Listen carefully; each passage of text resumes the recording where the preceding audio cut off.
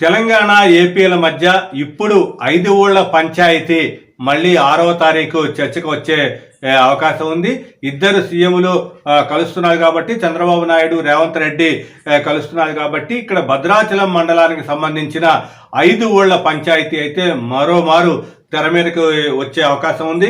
ఎందుకంటే విభజన సమయంలో పోలవరం ప్రాజెక్టుకి సంబంధించి 7 మండలాలని కూడా విభజనకి ముందే అక్కడ ఏపీలో కలిపి తరువాత విభజన చేయడానికి చంద్రబాబు నాయుడు పట్టుబట్టి 7 మండలాలని కూడా కలుపుకున్నాడు. ఎందుకంటే ఇక్కడ తెలంగాణ నుంచి ఎలాంటి పోలవరానికి సంబంధించి ప్రాజెక్టుకి సంబంధించి అభ్యంతరాలు ఉండకుండా ఇది తీసుకురావడం జరిగింది ఆర్డినెన్స్ ద్వారా. అయితే రాష్ట్రపతి ఆర్డినెన్స్ ద్వారా ఇది మొత్తం కూడా 7 మండలాలు ముంపు మండలాలు అయితే ఏపీలో కలిశాయి. కాకపోతే ఇప్పుడు భద్రాచలం మాత్రం కేవలం భద్రాచలం పట్టణం మాత్రం తెలంగాణలో ఉంది. కాబట్టి ఇంతకు ముందే భద్రాచలంతో సహా మొత్తం ఏపీలో కలిపితే సమస్య ఇంకా ఏ విధంగా ఉండేదో తెలియదు. కానీ ఇప్పుడు భద్రాచలం మటుకు అంటే భద్రాచలం రామాలయము వీటన్నిటిని కూడా తెలంగాణలో ఉంచి మిగిలిన భాగాన్ని భద్రాచలం చివరిలోకి వెళ్తే మొత్తం ఏపీకి వెళ్ళినట్టే. అంటే భద్రాచలంలో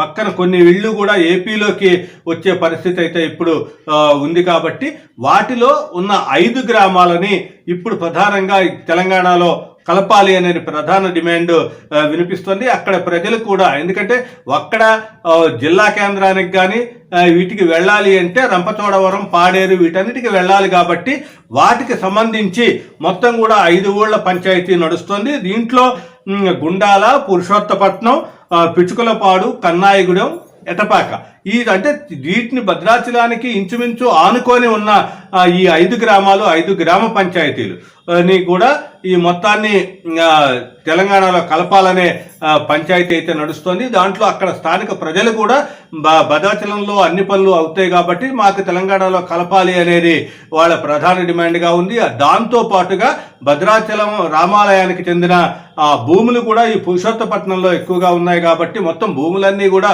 టెంపుల్ దేవాలయం భద్రాచలంలో ఉన్నా కూడా ఈ భూములన్నీ మొత్తం ఏపీకి చెందిన ల్యాండ్లో ఉన్నాయి. కాబట్టి వీటన్నిటిని సమస్యల పరిష్కారం కోసం మొత్తం తెలంగాణలో అయితే ఈ 5 గ్రామాలని మళ్ళీ తిరిగి తెలంగాణలో కలపాలి అనే డిమాండ్ అయితే ప్రబలంగా ఉంది. ఎందుకంటే ఇక్కడ భద్రాచలంలో విస్తరణ చేయాలన్నా, భద్రాచలంలో ఇంచుమించు కరకట్ట కట్టాలన్నా కూడా వీటిలో ఏపీ భూముల్ని వాళ్ళు ఏపీ మీద ఆధారపడాల్సిన పరిస్థితి వస్తుంది. కాబట్టి 5 గ్రామాలని కలిపితే భద్రాచలానికి కరకట్ట కట్టడానికి కానీ లేకపోతే భద్రాచలంలో ప్రభుత్వ కార్యాలయాలు నిర్మించుకోవటానికి కానీ వీలుంటుంది. కాబట్టి ఈ మొత్తం వ్యవహారం అయితే 5 ఊళ్ళ పంచాయతీ అయితే మళ్ళీ తెర మీదకి వస్తుంది. ఏదేమైనా సరే ఈ మొత్తం అంటే ఖమ్మం జిల్లాకు చెందిన మంత్రి తుమ్మల నాగేశ్వరరావు కూడా దానిని తప్పనిసరిగా 5 ఊళ్ళని కూడా మేము తెలంగాణలో మళ్ళీ కలపమని అడుగుతామని గట్టిగా చెప్పడం జరిగింది.